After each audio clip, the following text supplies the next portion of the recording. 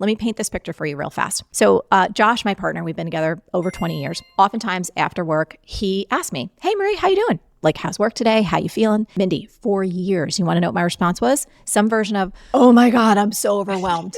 I've got a Marie TV shoot coming up. I have all this content to create. We have to hire new creators, a few new programmers. If I can just get through the next 3 months, then I'll be able to breathe. And I would say that to him over and over and over again until one time he was asking me, he said, I really want to go away. Let's do a long weekend. I was like, Joshy, I can't, dude. I'm so overwhelmed. I got this shoot coming up. I have all this content to create. If you could just give me a few weeks, then space will really open up. You know what he said to me, Marie? He said, Mindy, he said to me, you've been saying that for the past 10 years. Mm-hmm. And in that moment, I recognized that my song was, I'm so overwhelmed. I'm so overwhelmed. I'm so overwhelmed. I'm so overwhelmed. And then I'll tell you how I broke it. And this gives people a clue. Please. Their first technique to how you can start entering the world of Time Genius and being a time genius on your own terms. I remember one day I was on my computer in my kitchen and I started hearing that same phrase, like, oh my God, I have so many emails. I'm so overwhelmed. And I swear to you, Mindy, it was like this out-of-body experience happened. I paused and this little 3-word phrase appeared in my mental theater. I didn't try and think it up. I feel like it was a gift from the divine or my higher self, and it stopped me in my tracks. Here's what the phrase was.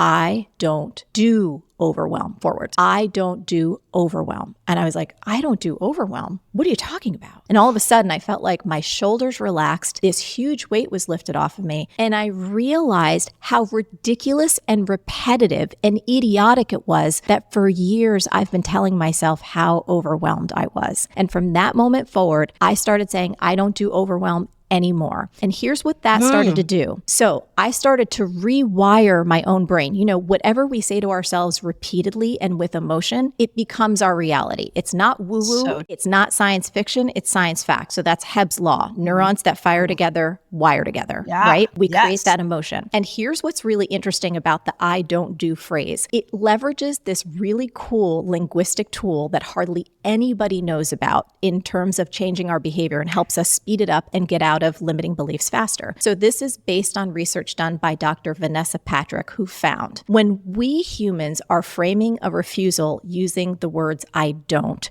we are so much more likely to be successful in that behavior change versus using a word like no or I can't. So in fact, let's say we're saying I don't eat chocolate cake versus no versus I can't. When you say I don't, you are 8 times more likely to be successful in that behavior. Wow. Yes. It's like, I think it's 3 times more likely than no. And 8 times more likely than I can't. So why is that? When we use the words I can't, somewhere inside of us, we feel like we're a victim. We feel like we're powerless and that there's an external authority that is controlling our lives. And anytime any of us are in any type of connection to a victim-me position, we're disempowered. But when we use a word like I don't, all of a sudden, it is a statement of our identity. We're setting a new standard, right? So for me, I repeated that mantra for probably 2 to 3 months, and it got to the point where it started changing my behavior. I don't do overwhelm led to me not filling up my calendar, not saying yes to invitations unless they were a full body yes.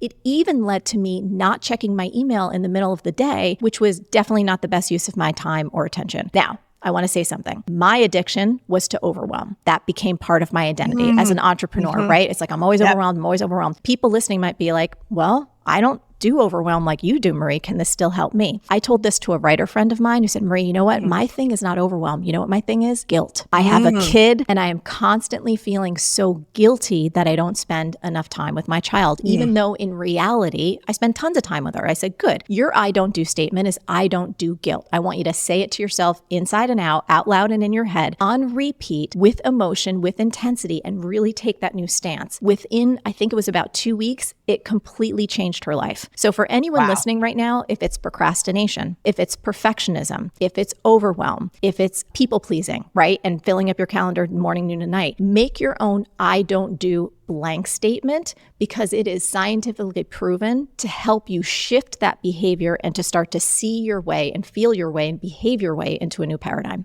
That is brilliant. When my kids were little, they're now 23 and 21, they used to say, don't say no, because whatever no comes after that, all the kid hears is the after that. And so your brain is really tricky with language. That's my point. And I can tell you in just working with so many women that we've taken on so many emotions and sabotaging ourselves, and we're not even aware, but we can't, once we become aware, we can't undo these neurons that have been firing together for so long. So I'm going to try that. Yeah, just pick one. And like my word. Like, what's the thing that you're emotionally addicted to that you know addicts you the time stress? Is it getting back to people instantly who text you? Is it waking up and looking at your phone first thing? Is it perfectionism? Like, you know what I mean? Like, what it is for me? What is it? And I think it's for a lot of women, people pleasing. I just hate letting people down. I hate letting people down. So this might be fun for you to experiment with. I don't do people pleasing, and just have that be your little internal mantra. And here's how I see that playing out for you. I don't do people pleasing gives you this space to take a little more grace and a little more check-in with yourself before you commit your time and energy to something. And here's another bonus time genius tip for you. This is for everyone. And then I want to address what I hear people asking in the audience or resisting because I've heard this before. So for you and for everyone, especially with people pleasing, if you would not be excited to do this thing today or tomorrow, don't say yes to it. Oftentimes we commit, whether it's to a speaking engagement, showing up on a podcast, showing up for someone else, and we're like, oh, that's 3 months into the future. It's no problem. My calendar's open. Or, you know what I mean? That's 6 months away. It's going to be awesome when I get there. But if your body is not a full body yes, and if you can't imagine yourself going for it and doing it joyfully right now, give yourself a pause and say, let me think about it. I'm going to need a week or a month or whatever it is before I commit. So I don't do people pleasing is your way to start to break those neuron connections that you've developed over time. And then the little tactic in terms of if somebody makes a request of you and you wouldn't be excited to fulfill it tonight or tomorrow, it doesn't get on your calendar. Oh my God, that is brilliant.